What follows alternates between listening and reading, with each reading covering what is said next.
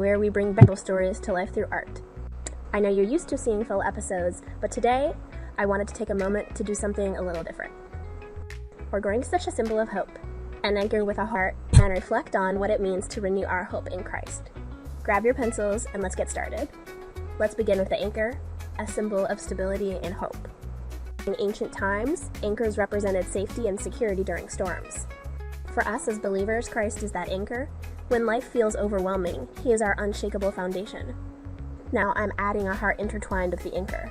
The heart reminds us that hope is rooted in God's love for us, no matter what we face. His love anchors us and gives us